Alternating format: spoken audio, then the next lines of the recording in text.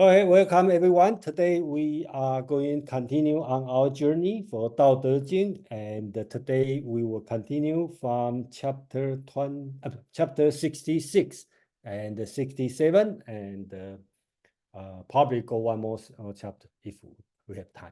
So our regular rule, we start from reading your own translation, and then Amang and I will share our translation, and then we can discuss. And for at least for the first 1.5 hours, let's focus on the chapter we are discussing, and then later on we can have a broader discussion on general idea of the Taoism. Okay, so let's start from chapter 66. Is anyone want to read your translation? So we have Joe and Kwang. Please, Joe. Okay, I'm reading from Derek Lin. Okay, that's great. Number 66. Rivers and oceans can be the kings of 100 valleys because of their goodness and staying low, so they can be the kings of 100 valleys. Thus, if sages wish to be over people, they must speak humbly to them. If they wish to be in front of people, they must place themselves behind them. Thus, the sages are positioned above, but the people do not feel burdened. They are positioned in front, but the people do not feel harmed. Thus, the world is glad to push them forward without resentment, because they do not contend, so the world cannot contend with them. Kwang, please. Okay, so translation by Professor Moss Roberts, stanza 66. Why is it that the rivers and the ocean, like kings, can lead the many valley streams? Knowing how to stay below, they draw to them the many higher streams. For this reason, wise and worldly rulers wishing to remain above their people need to stay below for what they say. Or if they wish to go before their people, they need to take their place behind. Beneath such rule, the people feel no weight. Such leadership, the people feel no threat. All the world rejoices and supports them and never tries to cast such rulers off. It is not because they will not strive that no one in this world can strive with them. Thank you, Kwang. David, please. Yes, so I'm reading from the legs translation. That whereby the rivers and seas are able to receive the homage and tribute of all the valley streams is their skill in being lower than they. It is thus that they are the kings of them all. So it is that the sage or ruler, wishing to be above men, puts himself by his words below them, and, wishing to be before them, places his person behind them. In this way, though he has his place above them, men do not feel his weight, nor, though he has his place before them, they do not feel it an injury to them. Therefore, all in the world delight to exalt him and do not weary of him. Because he does not strive, no one finds it possible to strive with him. Thank you, David. And Mike, please. Sure, this is Stephen Mitchell. And, all streams flow to the sea because it is lower than they are. Humility gives it its power. If you want to govern the people, you must place yourself below them. If you want to lead the people, you must learn how to follow them. The master is above the people, and no one feels oppressed. She goes ahead of the people, and no one feels manipulated. The whole world is grateful to her because she competes with no one. No one can compete with her. Thank you, Mike. So let's start to Among and my translation. All right, I will read from my copy. Give me one sec. There we go. Excuse me. Chapter 66, River Sea. The river sea is the king of all basins because it is good at staying low. Therefore, it is the king of all basins. For this reason, when the sage intends to reign over the people, he should speak humbly. When he intends to lead the people, he should stay behind them. Hence, the sage is positioned above the people, but people don't feel his weight. He stays in front of the people, but people are not troubled. Hence, the world gladly esteems him and never resent him because he doesn't vie. The world cannot vie against him. Yeah, thank you, Amand. I think most of translation are basics is similar or basics the same. And some minor thing I'd like to point out is the word here used is so-called gu, okay? And today's translation is body. That's why you see the translation sometimes talk about body. And then I keep the entire text consistent with this word. Gu means body, but with water. So I translate as basin. Okay. I think the base word I believe should be stream. Like the image would be all the stream, hundred of stream will flow all the way to the ocean or a big river. Basically, it means the Yangtze River. Okay, so or to the ocean. So I think that's the image, but the word I choose is basin. So the explanation is the ocean or river sea is the king of all basin because it's the largest one. Why is the largest one? Because it stays in the lowest place. So that's the phenomenon the author is talking about. So again, the way of teaching is talking about the nature phenomena. You can see this one is the king of all basin. Why? Because it stays in the low position. So it draws a conclusion. A sage, if you want to be the king of all people, you need to speak humbly. You want to lead the group, you should stay behind. So that's why, if you are above the people, people don't feel your weight, and then you lead the people. The people do not resent you. So the final conclusion, this one is talking about 不争. Okay, I translate as he doesn't vie. So the world cannot vie against you. So few years ago, I've been working on this word, 不争, and I had running through with content, strive, compete, and eventually I decide to use vie, V-I-E. Another reason is I try to be consistent with other chapters. So, for example, in probably today or next week, we were talking about is chapter 68, which sounds like a continue from this one, talking about not vying, okay, or not contending, or not competing, not striving, and that's the choice, word choice. We make a decision as vie. But it's not 100% sure. But at this moment, we decide vibe could be the best word. Okay, so that's what I need to say. And then Amang, please. Thank you, Jason. Is your background is it real or just? Yeah, that's really quiet behind me. Okay.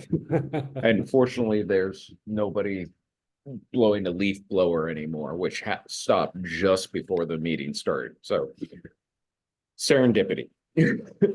Welcome, everybody. Thank you. It's great to see everybody, and I'm glad I got to do this again. Chapter 66. It's worth remembering the overarching theme of the second half, or in this case, the first half of the Dao De Jing, or the Tao Te Ching in our case, because this is about the cultivating your character, cultivating your naturally emanating self. Last week, when we were having this discussion, we talked about mystical De, this deep sort of empowerment that someone has to do something. I brought up Alexander the Great because there were many Macedonians, there were many people educated, in Plato's Academy and by Aristotle, but this unique individual had the charisma to actually gather people to him, lead from the front, and inspire them to follow him. That he had a De. It's worth reminding people that is not like innate fate or something that you are simply born with. There is a component of that, but you have to cultivate it. You have to actually sort of do what will bring out that best, deep, natural De character, virtue, power, however you choose to translate that word. And we choose to keep it as its original Chinese because it is something more profound than just some English proxy version. So here's your instructions. How do you cultivate this stuff? You learn to be low. You learn to accept the humble position. You act in this way because you can see in nature the great Yangtze River, which is if you've ever seen it in person, it is just a dynamo of power that propels everything to the sea. I mean, that they built the Three Gorges Dam was kind of nothing shy of a miracle because nobody thought that river could in fact be tamed in any kind of way. Mao Zedong often showed off his prowess by swimming across it. Just being able to do that was something of a Herculean feat, like or dislike the man. And so here they're using the Yangtze as the living exemplar of how one cultivates their De. Why does this image work? Well, it starts from a stream. It's a trickle. It's a tiny little thing, but by keeping there, by persistence, it builds that power. It causes, through its own gravity, things to accumulate to it. And this is the advice that Laozi is giving to rulers. If you want to be a genuinely powerful ruler, you do not need to have the people feeling like you're stepping on their necks. You do not need to sit from the back and call marching orders. You stay in front, but people don't feel like, oh God, there he is. They're inspired by you. They want to be around you. And the great leader should also have sage-like qualities. He uses the sage as sort of there's the lodestar. There's the point you're aiming for. And by being a sage ruler, a la like Plato, a philosopher king, you will be the best kind of possible ruler. This idea of not vying is very important. No river vies with the Yangtze. They flow to it. They do out of no choice. There isn't another river that sort of, there are tributaries that are impressive. There are areas along it that you would think this is as big as it, but when you get near the estuary where it actually meets the sea, you actually see that full unleashed force, and it's fairly undeniable. Yeah, I think all of this is pretty straightforward. There's not a lot of crypticness to this, but it is worth remembering what is this instruction for. It's not just for leading. You lead by developing your De. This is an instructional how you actually do that. All right, thank you, Aman. And then let's have a discussion on this chapter. If you have a question and you have a comment, Please raise your hand, and Madeline, please. Well, thanks, you two. That was really lovely. I do remember, I feel like we just discussed this like a month ago. I don't know why. I loved the word choices. I loved vi. I thought that was very good. I like the consistent use of the word basin because it does have the connotation of water in a valley. I am wondering if instead of using river -c, if you just use the word estuary. The whole thing seems to have a, why are you guys laughing? I'm gonna Because that's among the suggestion, and then I actually suggested it in parenthetical because the actual Chinese does say river sea, but I do think that a parenthetical that is explanatory, the estuary of the Yangtze, would be beneficial, but it's it's not my call. It was just my suggestion too. no, I have a please continue. You know, I will explain later. So Well, I think either way works. If you have river sea in the verse and then estuary at the bottom, or if you have estuary at the top and river sea at the bottom. As long as you have both, it makes sense either way. I thought that I liked it. It made a lot more sense to me than the last time. Because it had this lovely metaphysical feeling to it as well. That, you know, that people are naturally living in between the source of the stream and the end of the stream where it empties into the ocean. And so that this would be a realm that we inhabit, that people live in. And also that the sage is not oppressive, but instead is something that that benefits everyone as the water flows down, because that's fresh water coming down. And also the sense of something coming from on high, a ruler who might be young, but then the sense of going down into a depression, not a valley, but it would be going down mountains and converging. Sounds very yin as well. So the whole thing, it flows very well, so to speak. Thank you. yeah, thank you, Madeline. You know, and then let me explain a little bit here. I was taking among the suggestion, use estuary and the Yangtze River, because that means we pinpoint, okay, a specific location. And then later I'm thinking about the word Jianghai. That literally means river and the sea. Or you can say river or sea. So we don't know. So I decided to be loyal to the original text, river-sea.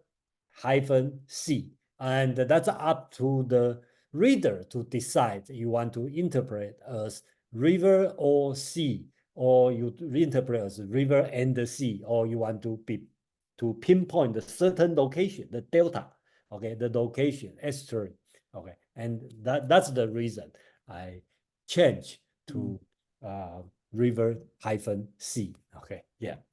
Thank you. And I wanted to say I respect that decision because although it may have originally meant the Yangtze, the verse is abstract enough that it could be applied any ruler, any place, any great river that runs to the sea. And so I imagine that, you know, a few centuries later, the capital was further north, the information or the text was being used there, and so they were thinking of the Yellow River instead of the Yangtze, and so it does make sense to sort of leave it, but I do think footnoting it is a great idea.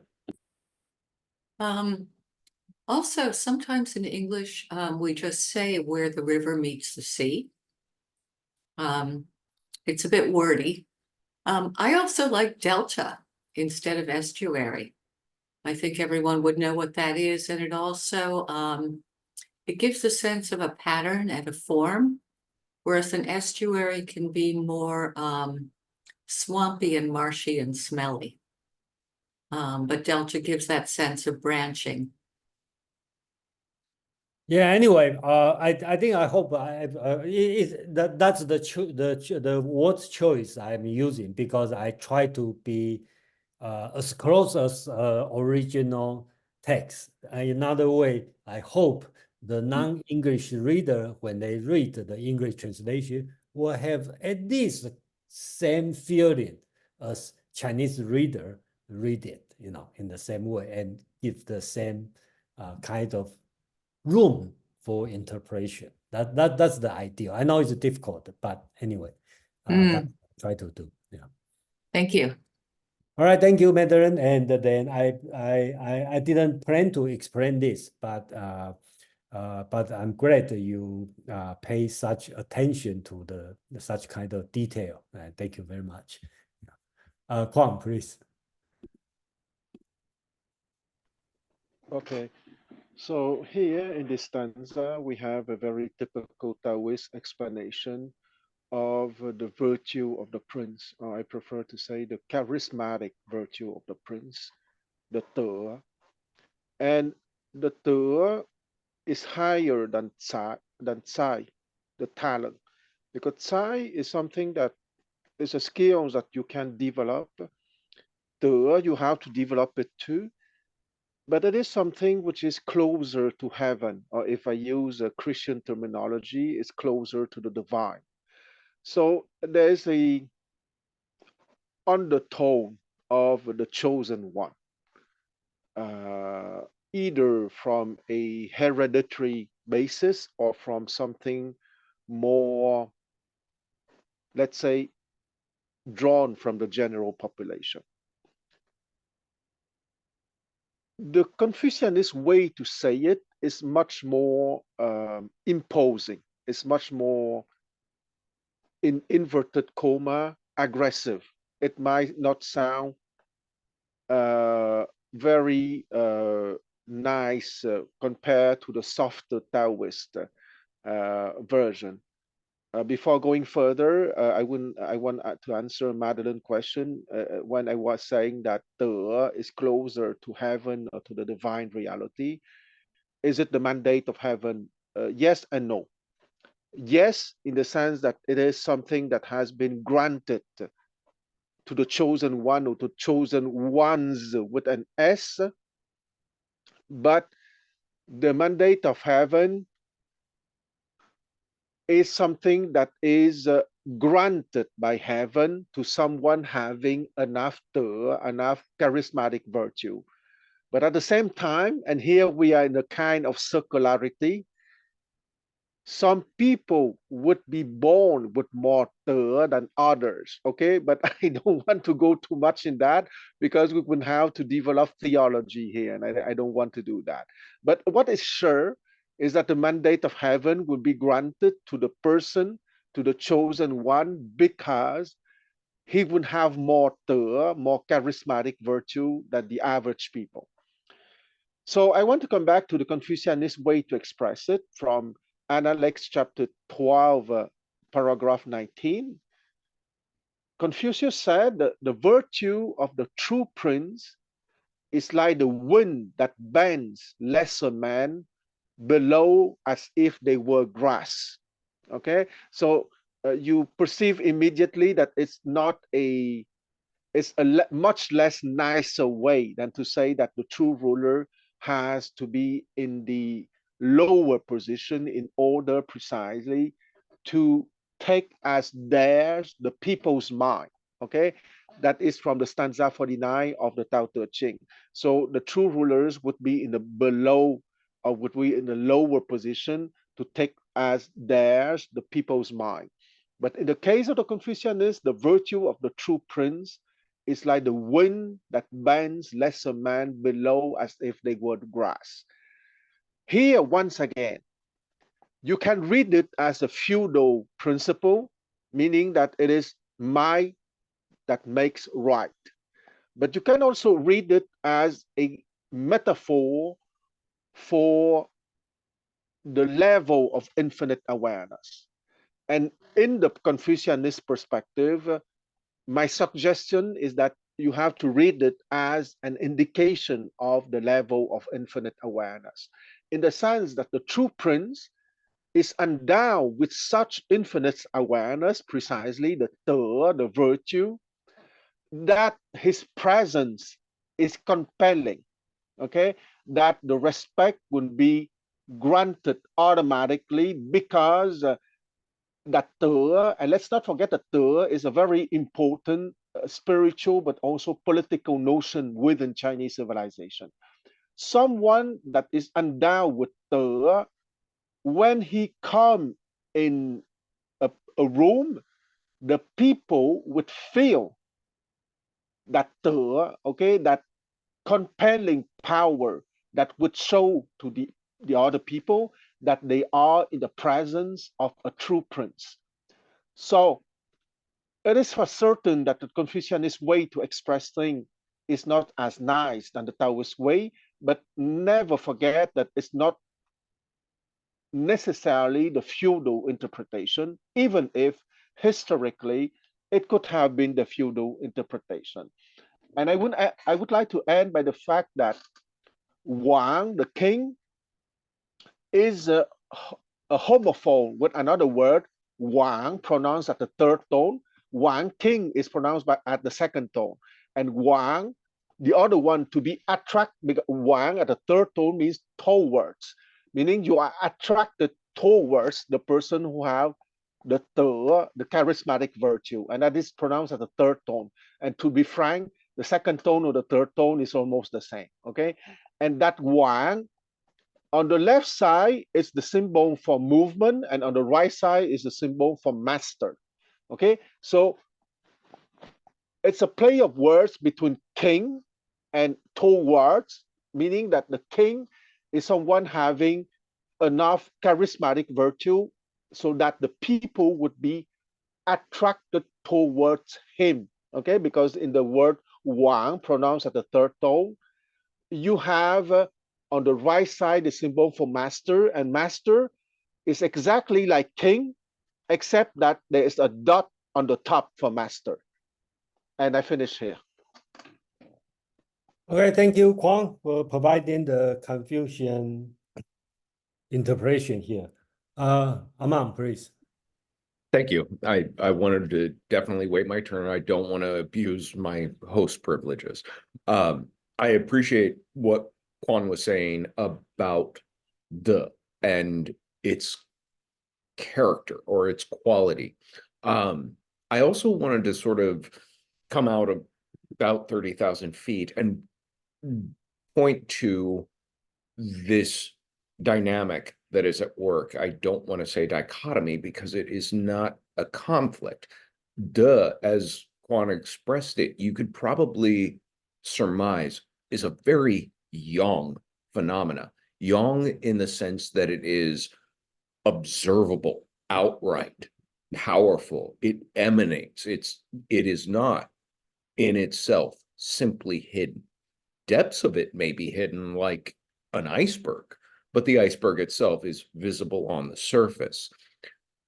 And the instructional for cultivating it, for building it, is through very yin means. And so this balance, the overtone that exists throughout the Tao Te Ching, that there needs to be balance of yin and yang in order for a person to really thrive in the world, is reinforced here. The emphasis is constantly towards the yin because yang is so much more easy to appeal, to draw people. Somebody is more inclined to do, the loud, boisterous, look at how charismatic and dynamic I am, come watch me karaoke. That's me, my duh.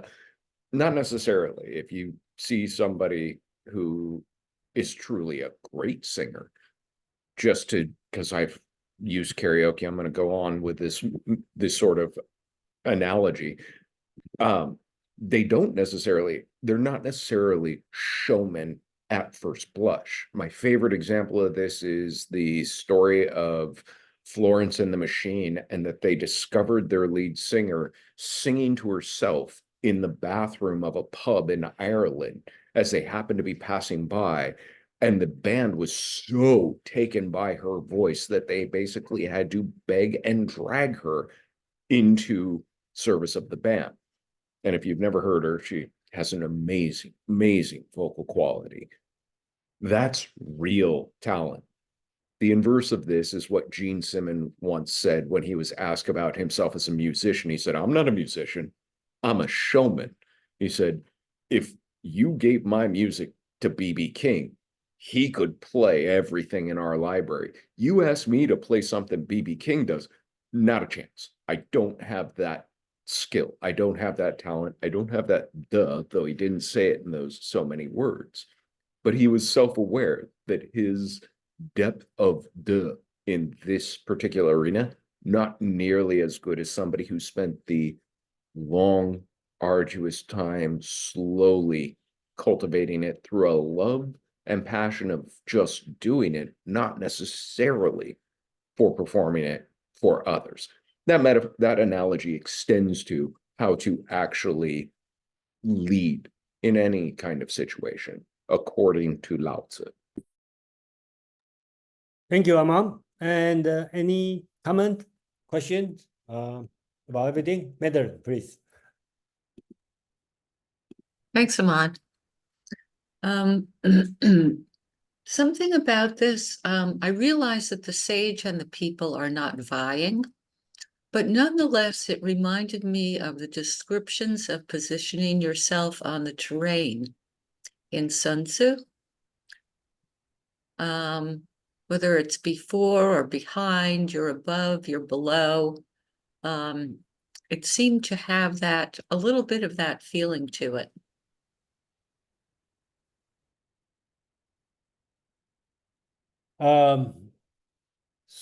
Okay.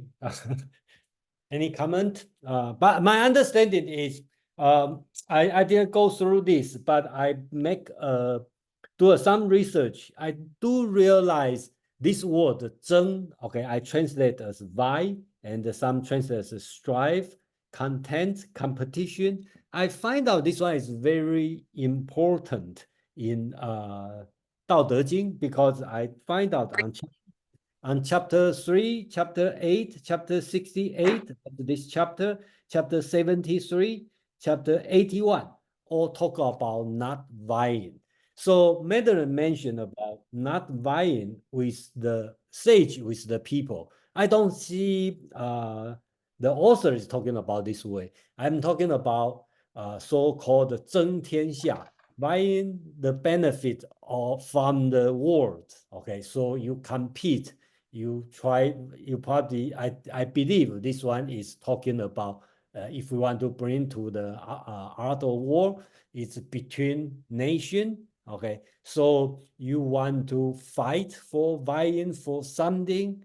Okay, then okay, I think that's the subject here. So I think, of course, it's different than Sun Tzu talking about the art of war. He's talking about the best way to benefit is not vying, okay, not strategically occupy certain position to vie. I think that's the Tao Te Ching try to deal with. Yeah, that's my understanding on this. So, Kwang, please. Yes, I would like to come back to the fact once again that I think that the Tao Te Ching is something very radical, very fundamental, and very centered on infinite awareness precisely. I would like to read the last 8 lines of Professor Roberts' translation once again. If they wish to go before their people, they need to take their place behind. Beneath such role, the people feel no weight. Such leadership, the people feel no threat. All the world rejoices and supports them and never tries to cast such rulers off. It is not because they would not strive that no one in this world can strive with them. So here we have the depiction of the perfect ruler, okay? That would not be the head of an oligarchy, but rather the ruler who is perfectly in perfect resonance, heart to heart, mind to mind, soul to soul, with if not all of his people. I was going to say subject, but it would not be appropriate. With all of his, if not with all of his people, at least with an overwhelming majority of his people. Uh, if you read history, and I'm a reader of history, such ruler never appear in real history since the last 5,000 years. The best that we got is, okay, maybe the word is not well chosen, but I would call that an enlightened ruler at the head of an oligarchy, okay? Meaning that he is at the head of an oligarchy, that he will distribute things to his assistants with as much justice as possible. But he's still the head of an oligarchy, and he will try to manage things so that the justice will be served at least, let's say, at 50%. Here we have the depiction of a ruler serving justice at 100%. Okay, I think that it is good as a concept and as an ideal, as an event horizon. I like very much the expression event horizon. And within Chinese civilization, the Gongyang interpretation of the Chun Chu call that stuff, and that is Confucianist. So you have the Confucianist equivalent of that stanza, and call that stanza Da Yi Tong, meaning the great unity. Once again, the Tao Te Ching is absolutely fundamental and radical, and is an event horizon. I'm not against it, but I would say that we are marching towards it, okay? But there's no practical realization of such a stuff on Earth since the last 5,000 years. I stop here. So we have Paul and Joe, please. Yeah. Yeah, I want to build on Kwan's comment with kind of a question, which is, if I'm not mistaken, I could be though, that the translation that Kwan just read put the leader sort of behind, literal, in a more literal way, while in Jason's translation, the leader's in his head, but he doesn't feel like it because he's at the head, but it doesn't feel like it because he's so light and he's humble. But I see a difference in exactly what Kwan is talking about there. And if somebody's trying to operationalize this concept, it becomes so esoteric, essentially, and difficult to go, oh, therefore, like for instance, to use a wolf pack analogy, I think there's cases where the lead wolf goes to the back of the pack because he's protecting the weakest animals. And I'm just trying to talk about how the difference between an esoteric infinite awareness view and something that you can operationalize as a ruler. And I just would wonder, I'd like people's comments on that. Thanks. Thank you, Paul. Any comments? I don't. Okay, that's okay. Anybody can comment. Actually, that's just. My understanding is, I think the best way to. I take this metaphorically. Okay, so not really like a wolf stay on the back to protect the weak. More on the metaphorical. For example, you don't always have your opinion. You don't always the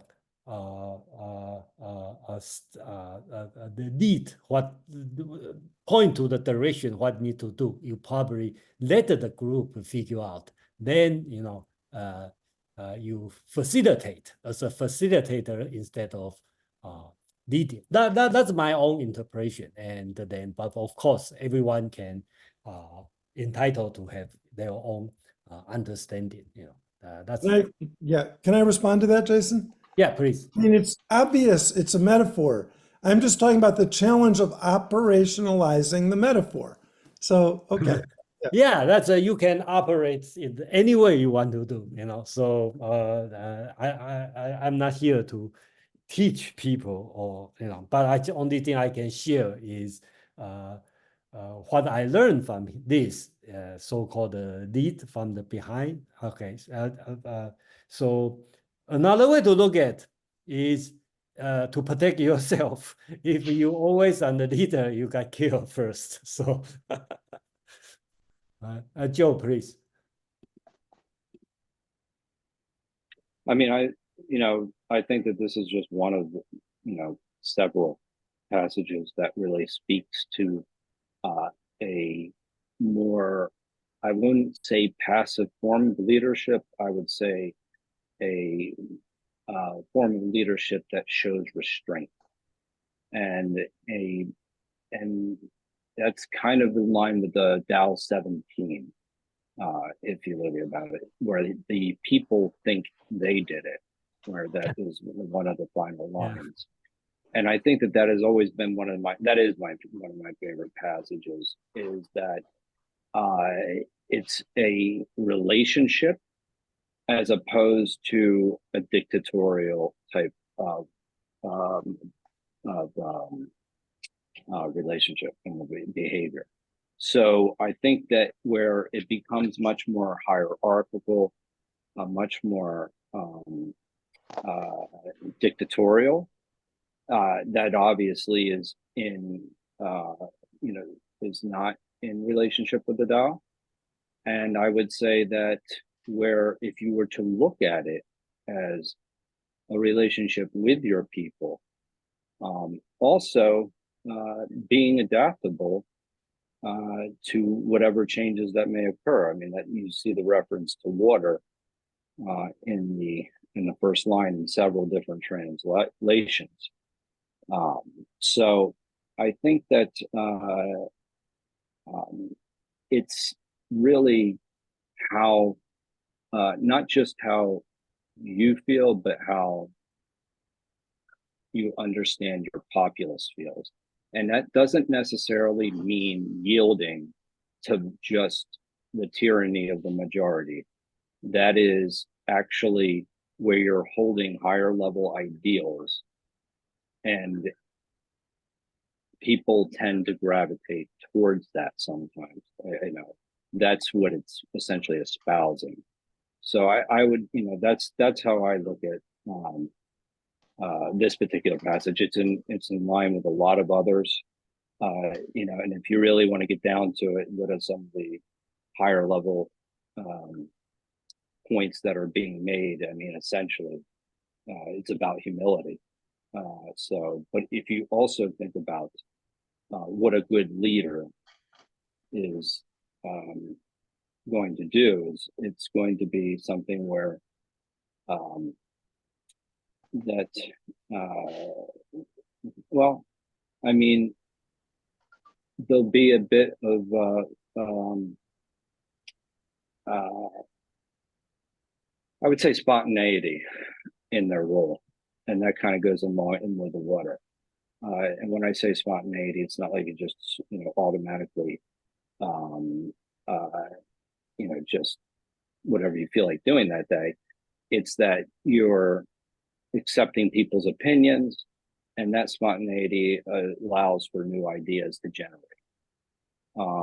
So I think that that's a very important point in when you're talking about other people thinking about how they participated in the decision-making process. Thank you, Joe. Before I go to Huang, I want to ask a question, and I hope I get an honest answer. I'm leading this group. Am I doing the right thing as leading from behind and then a Taoist leader? Okay, I hope I got the honest answer. And if Huang, you probably want to answer this question first. Well, I can say to you that I feel no threat with you, so it's probably a good thing. and I would say that, well, Jason, your attitude can be characterized as Taoist, but I would say that to please take it as a compliment from me. It can also be an open-minded Confucianist, okay? Because the high form of Confucianism is not tyranny. The high form of Confucianism, the true one, according to me, is the capacity to listen to everyone, to have a discussion, and to get into a common decision, but the people supposedly having more awareness or more knowledge would weigh more, okay? And I would say that it's here that the Confucianists are less shy to put forward the hierarchy rather than the Taoists, because once again, the Taoist the Taoist perspective is an event horizon.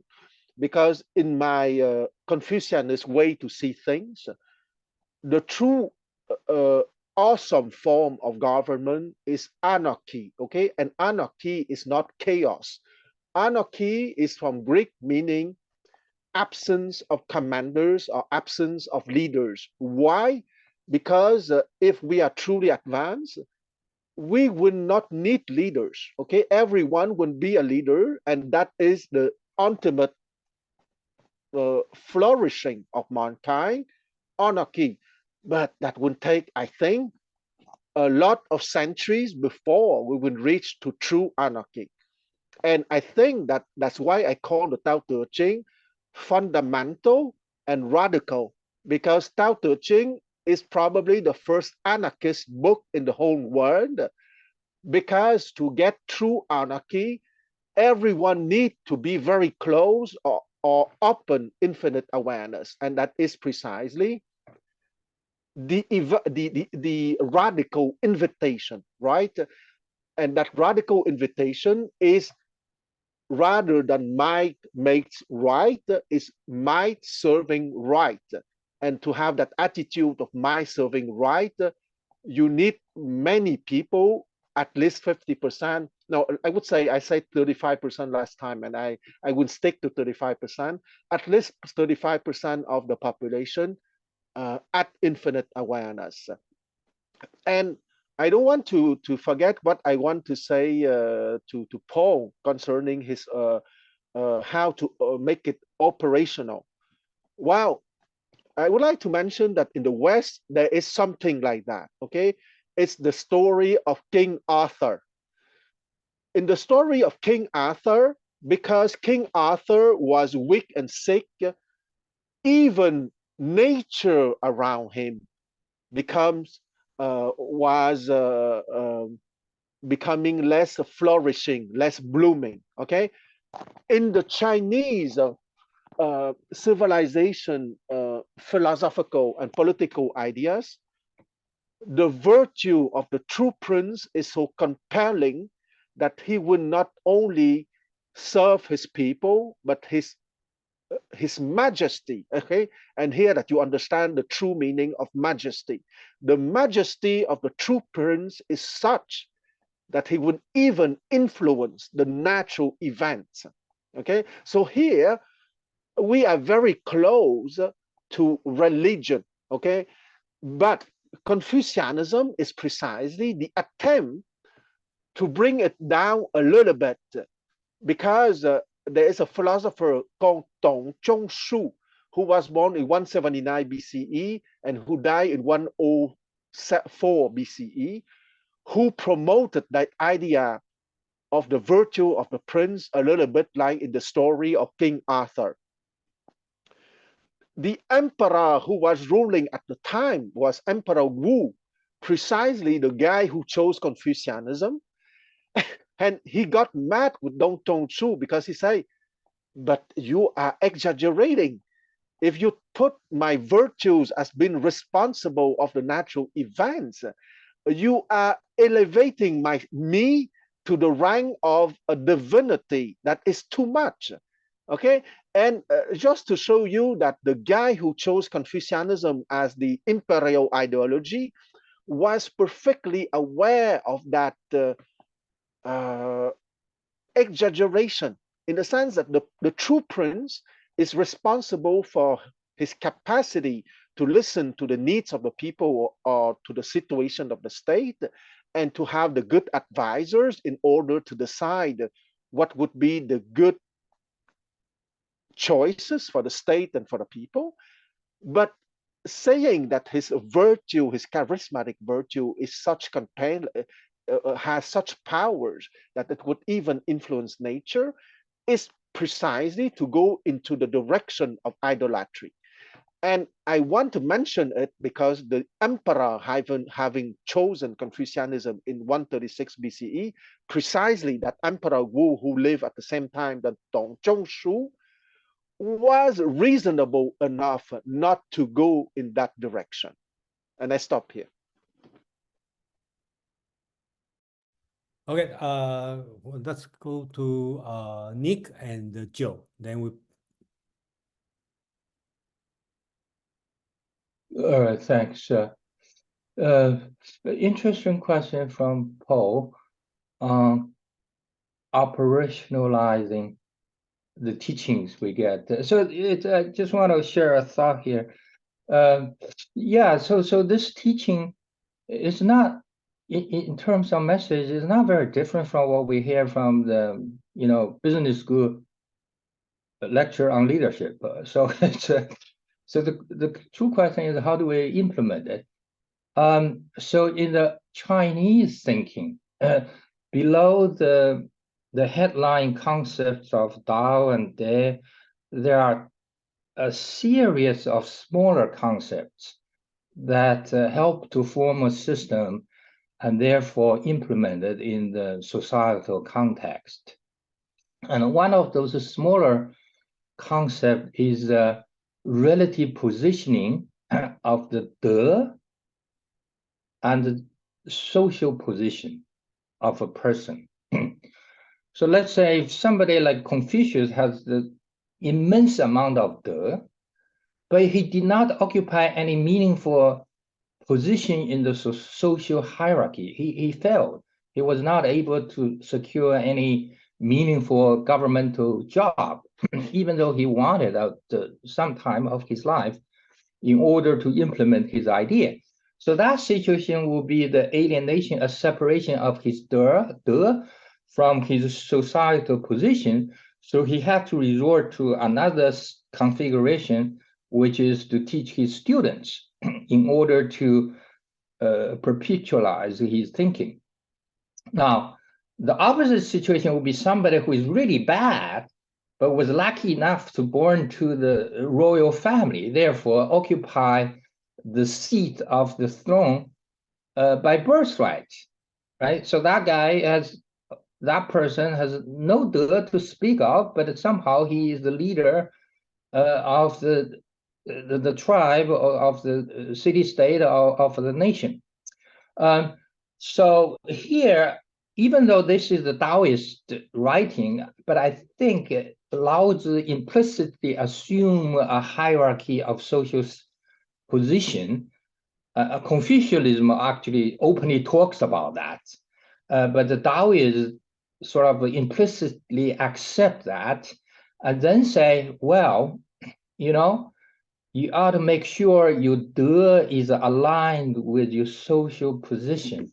So therefore, the metaphor of the head roof, being behind. So the position of the king, of the ruler, that is accepted by the people. So there's no expectation to change that.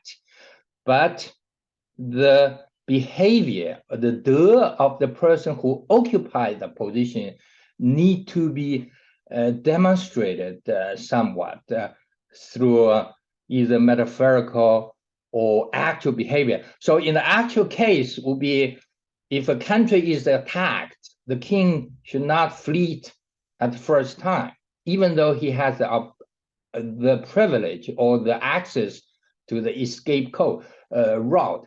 He should stay with the soldiers, with the citizen, to defend the castle or the city till the last drop of the blood. And that will be the manifestation of De. So that's thinking, I guess, but obviously the actualization of that theory in history, has more data points on the fleeting kings, very few data points of the ones who fought to the death together with his citizens, and the few were remembered somehow, as the true example of the De. Okay, thank you, Nick. So let's go to Joe and Madeline. Then we have to move on to chapter 67. Okay, Joe. Yeah, I'm just going to be brief for a moment. I think that we see what the Tao does so beautifully is simplify some of these concepts, and it captures them in a way that we can all relate. And one of those things that I think is critical in this particular passage is the idea of obviously simplicity and non-attachment. And when I say non-attachment to your ideas, because if you are, where you're not necessarily going to be open to new to dialogue or discussion, then obviously the people are not going to feel like they had a voice. They're going to feel like they're being told what to do. Another example, very practical example, so that would, and I want to get to the operationalizing aspect of this as well, is that how do you teach us to operationalize it? Politics in the United States, they used to say it was about kind of trying to negotiate with one another. Now it's just about stopping the other group. So the idea that now you have a lack of openness and you're actively trying to prevent solutions. So that is the exact opposite of the Tao and what this particular passage is discussing or is kind of capturing for us. So that also gets back to a very important concept that Quan had brought up with awareness.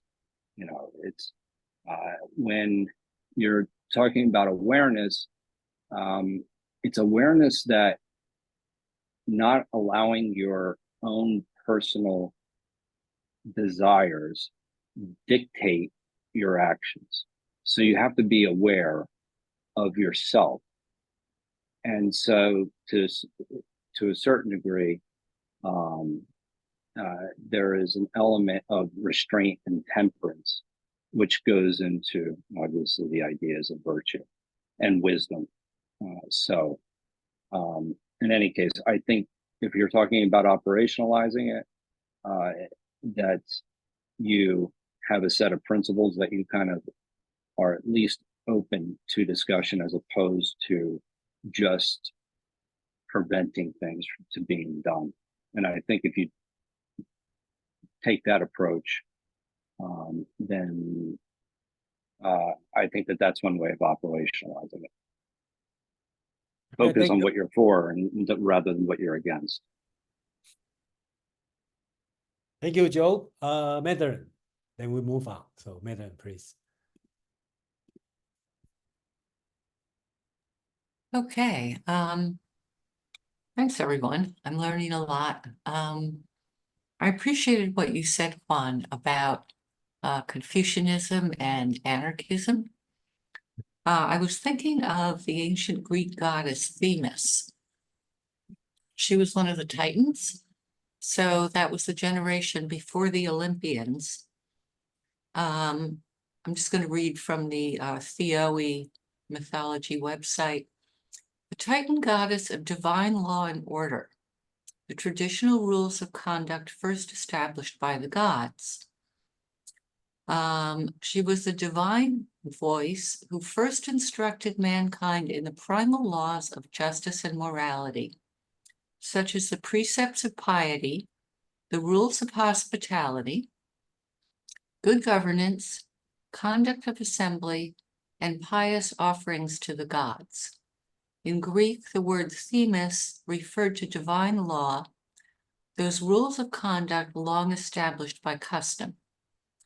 Unlike the word nomos, the term was not usually used to describe laws of human decree.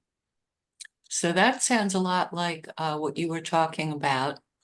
In terms of operationalizing it all, I believe that Themis also was often helped by the god Nemesis, who struck down violators, people who rose above their station, who got dealt too good a hand by fortune, or disrupted the social order. And I don't know if we could have Themis without Nemesis. It would be a good day. Thank you, Madeline, and then thank you for sharing all different idea about this short chapter. So let's move on to chapter 67, and then we can have a more open discussion. Anybody want to read the translation? 67. The title is Three Treasures. Kwang, please. Translation by Professor Mose Roberts, stanza 67. All the world declares me great. Be great, but do not seem to be. For it is seeming not to be that makes you great. Otherwise, by seeming so, you would long ago have ceased to matter. We have always our triple treasure, which we rely upon and cherish: a mother's heart, a frugal hand, and no drive to boldly lead this world.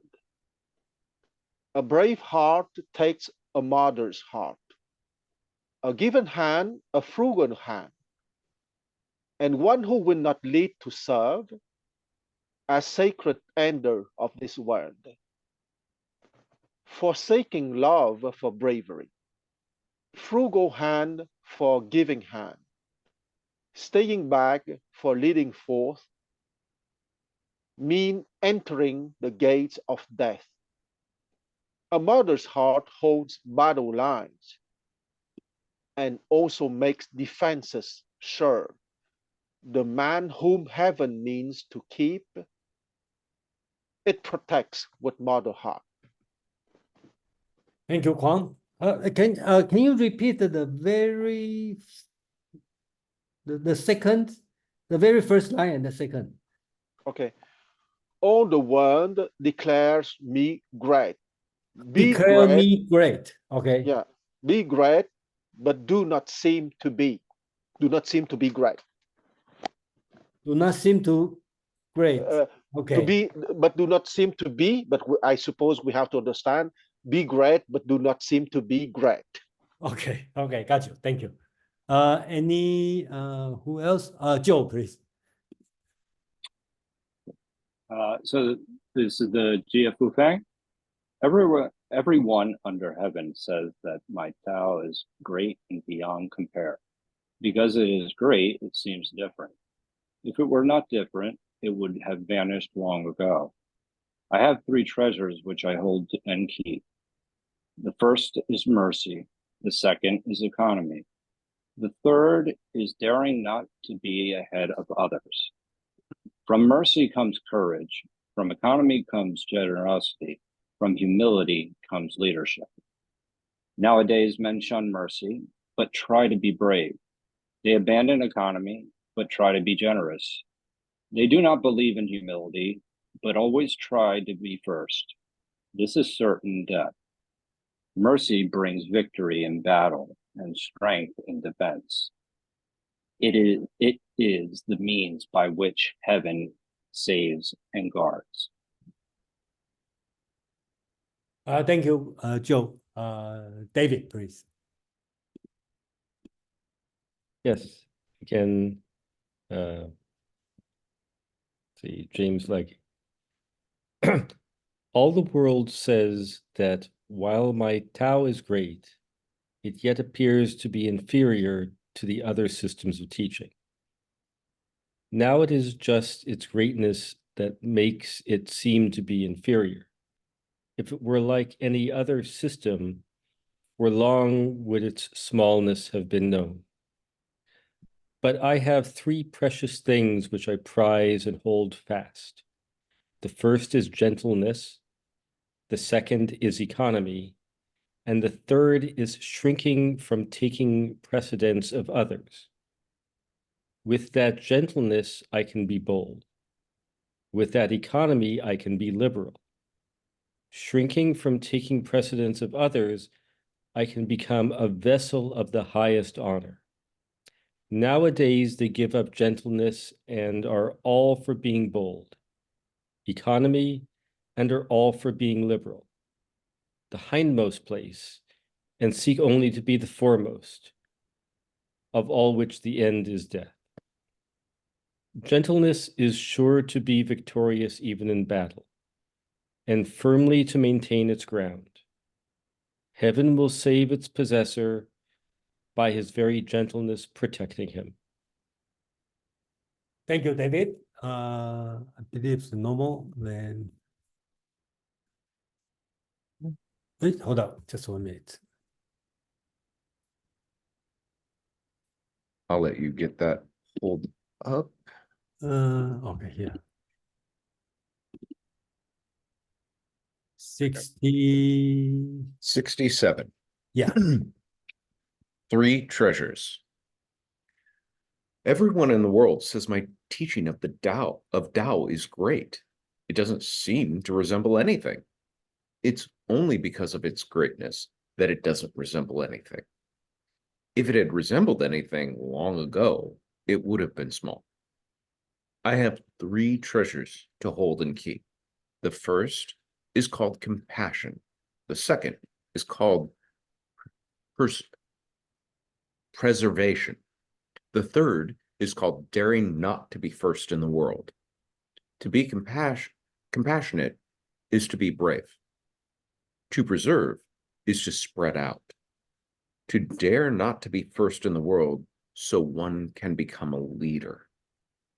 Now, if one is brave without compassion, spread out without preserving, and strives to be first without staying behind, he will be near death. By using compassion to fight, one wins. To defend, using compassion, one holds strongly. Heaven will save him and use like compassion to guard him. Thank you, Amang. I think this one is a continue from the previous one. Okay, like we are talking about not vying or not striving, and then the world is not vying against him and leading from the behind. So I think it's just give a little bit more three treasure. And the first, the translation is very different from translator to translator. So first, the word 慈, okay.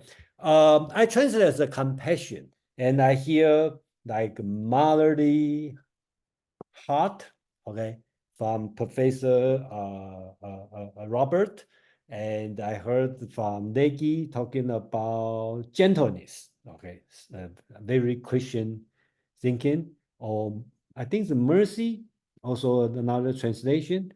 That's the 词, okay. Second word, 俭, okay. So it's translated by Professor Robert, probably the frugal, okay, and that's the modern meaning of 俭, frugal. Also translates, I think it's general translates frugal, and I translate preservation, okay. And then the third one, I just translate word by word. Dare not to be first in the world, 不敢为天下先. Some translation as humility, okay, be humble, this kind of words. But basics, it's the similar way. But the interesting is here, the author try to do is talk about something a little bit paradoxical, right? Be compassionate is to be brave. Okay, that's up to you to explain. To preserve, 简 is to spread out. The word is 广. Okay, some translation as liberation. I think that's too far, because 广 means white. So I think the author's meaning is you have some compassion. That's how you can be brave. If you preserve, remember on the previous, a few chapters ago, talk about 早福, preservation, prepare earlier. You reserve some of them, then you have the potential to spread out.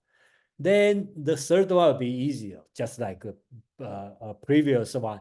If you dare not, you don't want to be the first in the world, then you can become the leader.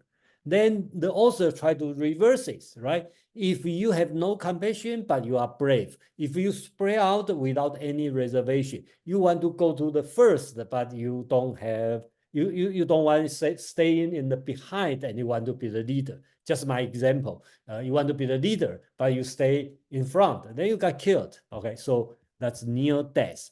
That's the logic going, right? They talk of some paradoxical, they use the reverse to tell you that's the death. So then finally, they also focus on the compassion, 慈, right? And bring to the battlefield, right? In the fight, you can win. Used to defend, you can hold strongly. Then 慈, the compassion, is the most thing to guard a person. So I think that's the, I just try to rationalize the whole chapter on this one. And another small thing about is, that's why I asked Kwang about Professor Roberts' translation. Everyone in the world say I'm great. So I think here is a little bit, here he say 我道大, okay, my Dao great. So I have to change from my Dao to my teaching of Dao, because I believe the author is teaching. When the author say my Dao, he's talking about his teaching of Dao. Okay, so that's the word I inserted, and I believe that's what it meant. So that's all I need to say for now. And then Abang, thank you. Thank you, Jason. And it's worth reminding, because I agree, teaching of my Tao is a good way to translate this, because Tao has multiple levels of meaning, including that not just path or way, but discourse is also a Tao.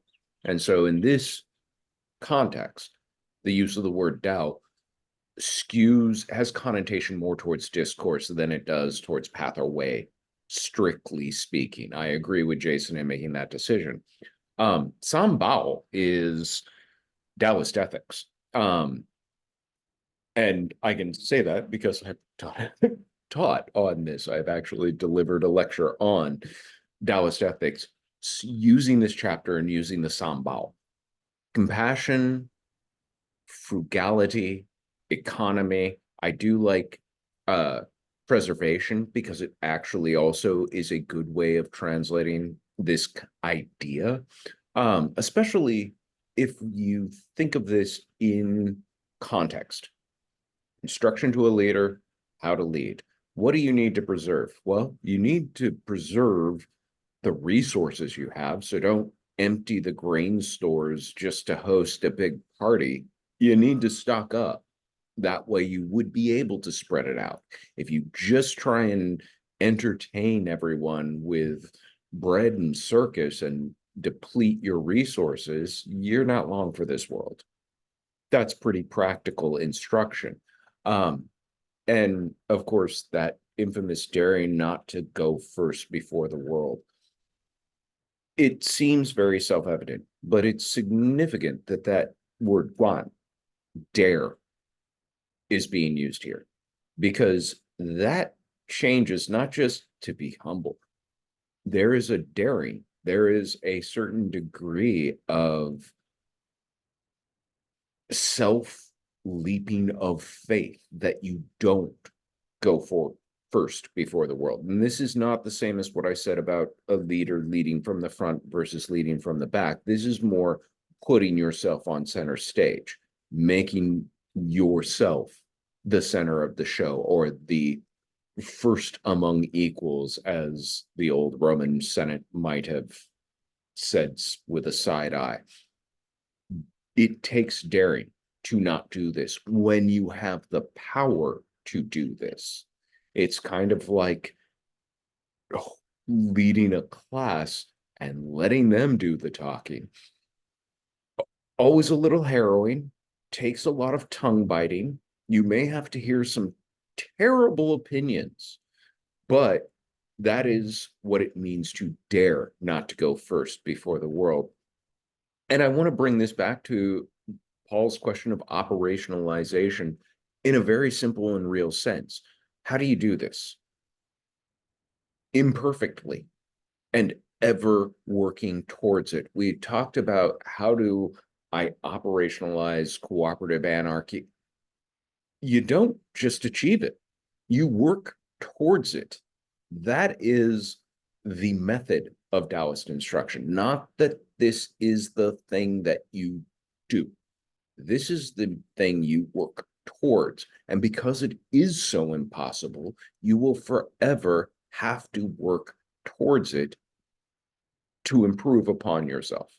There's no Taoist leader that will say, I am the sage, if they're at all anything honest with themselves, because there's always more striving to do to get lower, more humble, more yin, more compassionate, more capable of preserving your resources externally and internally, and removing yourself from the limelight more and more and more is always something that's going to be hard to do, especially when people seek you out as a leader in some capacity or another.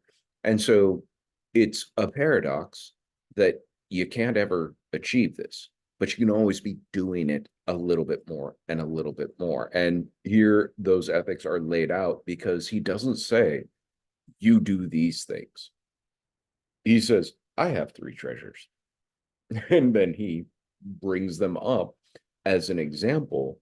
But then he says, without these are his treasures, 3 teachings that he shares. But then look at what happens with those who don't use this. If you are brave without compassion, spread out without, what happens? You die. He's pretty unequivocal. Going the other way, foolhardy bravery that is sociopathic or completely without compassion, to give away your resources for the sake of being loved or being, admired or worshipped, and striving to be that person. This is a recipe for an early demise, an early death. At least one would hope, in general terms. There may be an exception that always proves the rule, but I think even if it's not literal physical death, it's probably the death of your time as a leader, because people will not maintain a respect for you.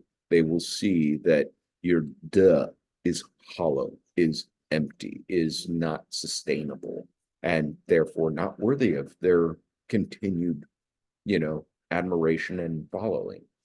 So yeah, I think these two tie together. They are kind of the same lesson, but here you get much more detailed and much more difficult to do, to be compassionate in battle, to be, preserving when the demand is for more from everybody to give up your resources, and to be brave enough to never put yourself first in anything.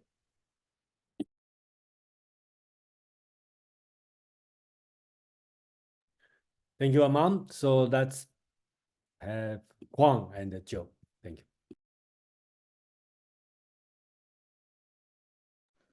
Okay, so I absolutely agree with Amon that stanza 67 is perfectly the continuation of stanza 66, okay, because stanza 67 is an attempt to explain how to put it in operation precisely, the high principles as enunciated in stanza 66. And I would have to say that the three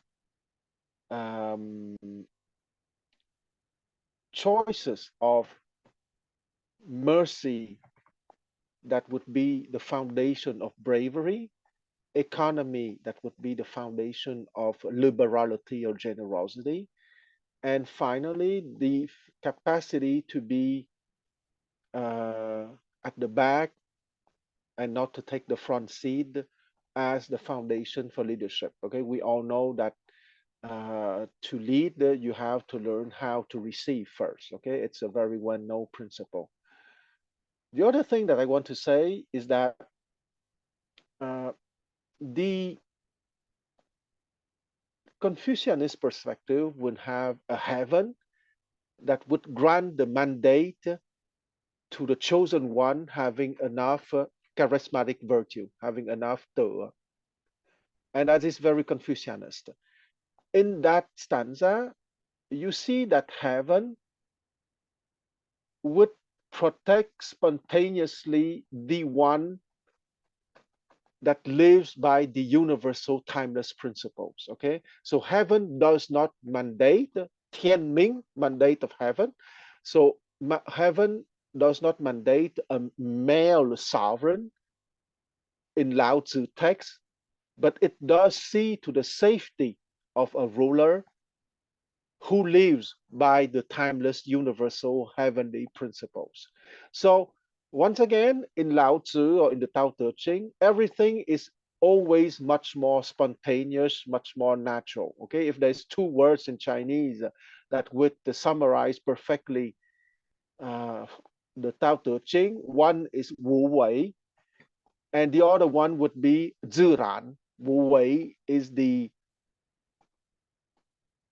acting but center on infinite awareness, and ziran means be spontaneous or be natural. So I would say that this stanza speaks of maternal rather than patriarchal authority. Okay, so the Confucian patriarch or sovereign or gentleman, call him like you, choose the word you like, teaches his people who are his children. So once again, I always qualify Confucianism as paternalistic, and it is the case. So to follow his example and to be true to him. Okay, so xiao, filial piety, and zhong, loyalty. But the beings created by Tao can only be themselves. Okay, ziran, natural, self-becoming, evolving and growing from their true nature. So ziran, natural. They do not imitate the Tao, nor worship it as superior, even though they acknowledge that they learn from the Tao and would apply its law. So it's when I said that the trunk of Chinese civilization is the motherly expression of Taoism and the fatherly expression of Confucianism, I would say that this stanza expresses perfectly, okay, the same maternal authority, but not the power of the ancestors as been granted by the father, which guarantees the security or the legitimacy of the political ruler, but rather the spontaneous expression of the mercy, the economy, and the humility of the ruler that would grant him as foundation the capacity to be bold, to be brave, to be liberal, generous, or to take the leadership coming spontaneously from his humility. Once again, I said 15 minutes ago that the Tao Te Ching is absolutely radical.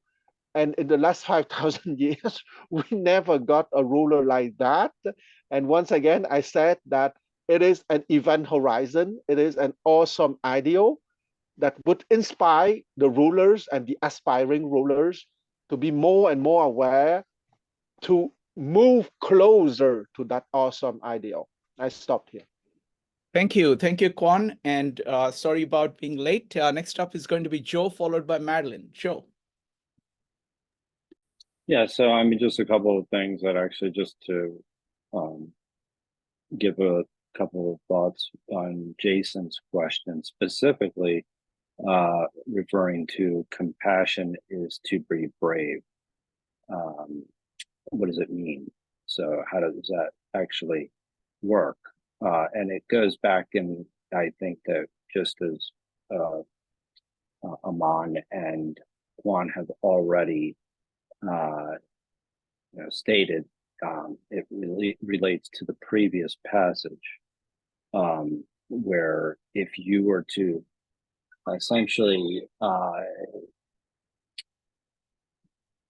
go against the mob or the tyranny of the majority, as I said a little bit earlier, the idea that you're showing compassion for the potential person that is being persecuted, and there's a certain degree of courage that is required in order to actually do that. So that's bravery. So you're going against the mob, and I think that that is, if you think about it from the other perspective, if you're able to, kind of confront mobs and do what you think to be the right thing, you have a set of principles, and if you have a set of principles, that means that you're actually have given some contemplation to how you're living. And I think that that's where you have a set of values. And what the economy aspect of this passage really articulates well, if you have a set of values, that's where moderation actually comes in, because you have to be moderate in relationship to something that you're actually, you know yourself, you understand your desires, you have an awareness. So then you have a set of values, you have a set of deeper sense of purpose. So you understand that moderation in relationship to something like what let's just go back to the example Aman had used.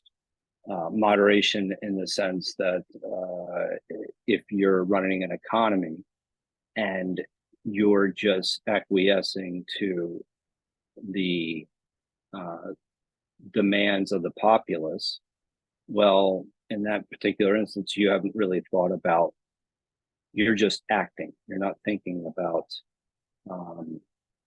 you're not acting in accordance with any kind of virtue. You have also really are just, your values are nothing more than your desires, because all you are essentially is trying to get reelected or even stay in power for some sort, because so you're just essentially bribing people at the expense of others. And that comes back to the idea of what it means to kind of give in to the tyranny of the majority. It's always at the expense of a minority. But if you're just, adhering to a mob, so to speak, or not, or even popular beliefs, then moderation kind of goes out the window.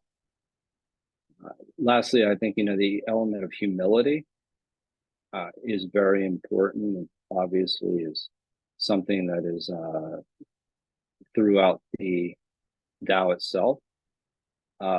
And,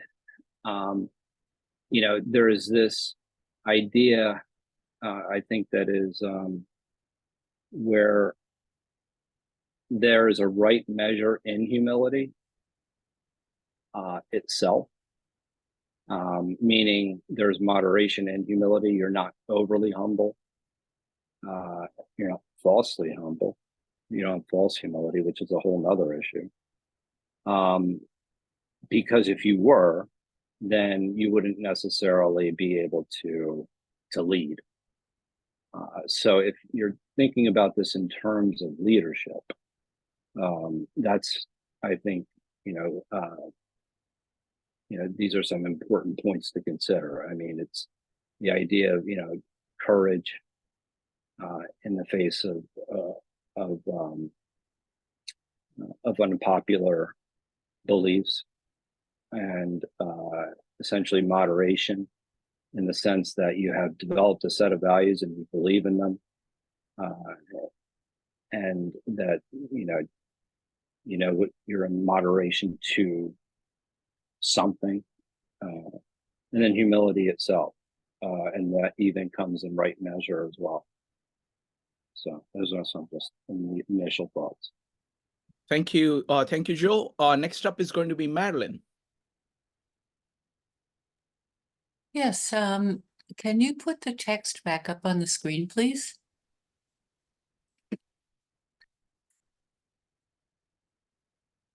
So I had three comments or questions about the text itself. Well, I'll just go ahead while Jason is working on the screen Do you share. want me to share it? Do you want? Oh, you got it. Okay, so that first line, teaching of Tao is great. It doesn't seem to resemble anything. I think I have Kant brain right now, because I'm thinking of Tao as the thing in itself and resembling as appearances. So that would have the connotation of the greatness of the Tao. Okay. The next thing was compassion. I don't know if that's a different word than Ren, and if it is, I would love to hear more about it because I get tired of Ren. Different word. Different Oh, it word. is the same word. Okay. Oh, no. All right. Different word. Different word. Different. Oh, it is a different word. Okay, so maybe Okay, you or Alon could talk about that. And then the third thing was preservation. I remember this. I don't know if this was the same word. It had come up in a previous chapter. Yes. I had asked if it meant seeds, and I think he said no, it was more like laying up supplies or storing. Yeah, okay. So let me answer these two questions, right? So first about this one is 词, not 人, is different. Okay. What's the meaning? I think in Confucius text, you will say the love from the parent to children. Okay, that's why some translation as motherly heart. Professor Roberts translation. Jason, sorry to interrupt. Can you enlarge the font for some people to see? Thank you. Yeah, 词, right? So this word is in Confucius text. It means the parent to the children. That's why the professor Robert translated as motherly heart, right? So I think the Confucius means father. Okay, father, 父慈. Okay, that's the love father to son. But in today we kind of change to mother. Okay, so anyway, we say parent. Okay, so that's a different word than 人. Okay,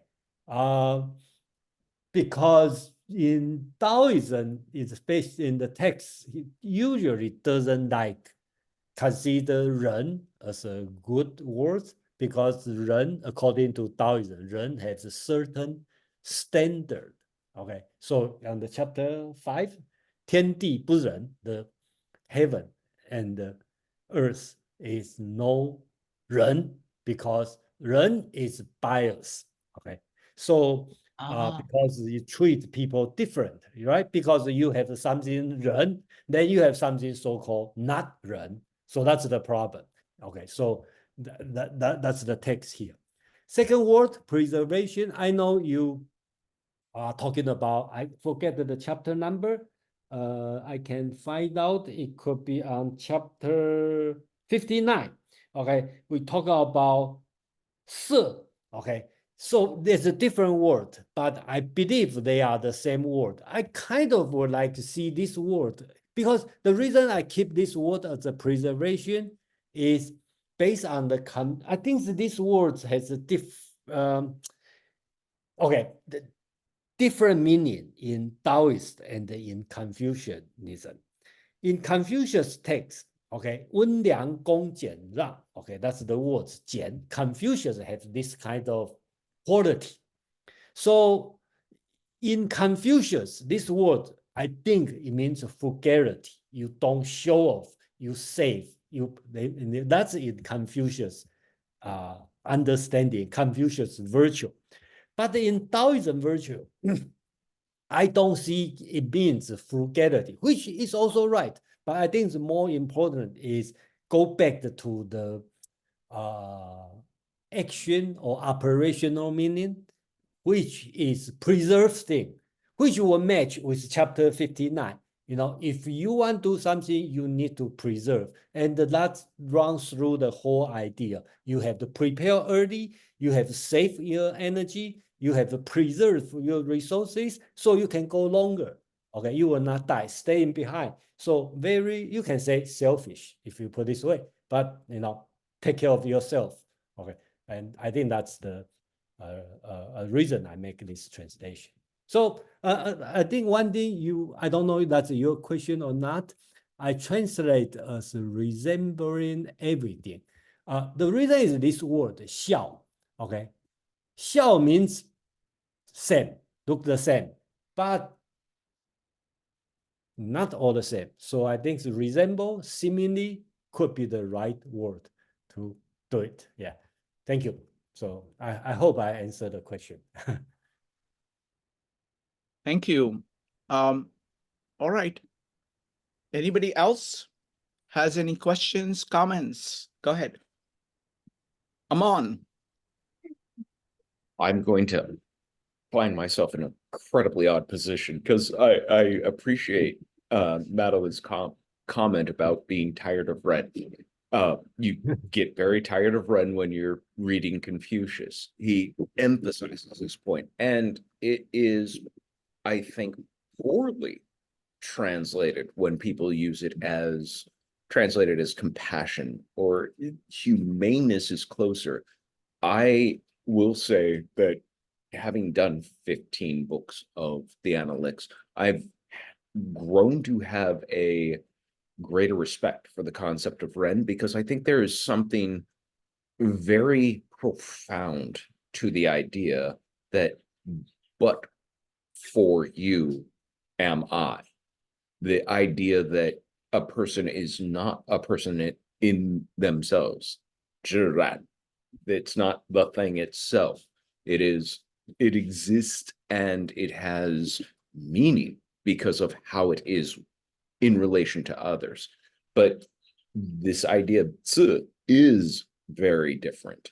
I put the etymology into the chat, and you can see the two components of the character are heart and now. And this is a very different kind of idea of compassion. What is the heartfelt thing to do now?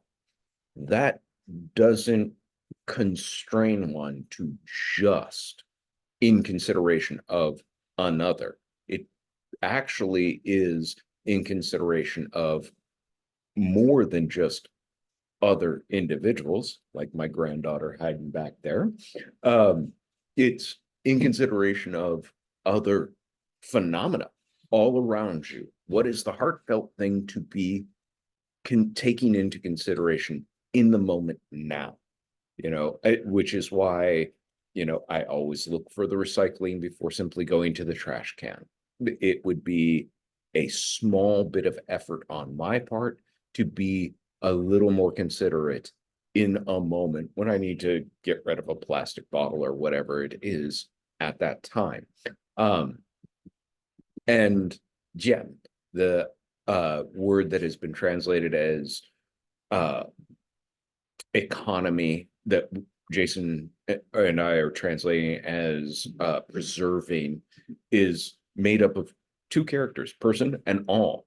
And this actually is a concept probably closer to Ren than Zi, because you can see the character for person exists both here and in Ren. But here it is the person and all in consideration. So not just in consideration of a person, all people. This is, I don't want to say a refutation of Ren, but an expansion of the idea, or an invitation to expand the idea greater beyond just you and another. It's you and all others. Yeah, so that was the 2 cents I wanted to drop into the conversation and be an apologist for Ren all at the same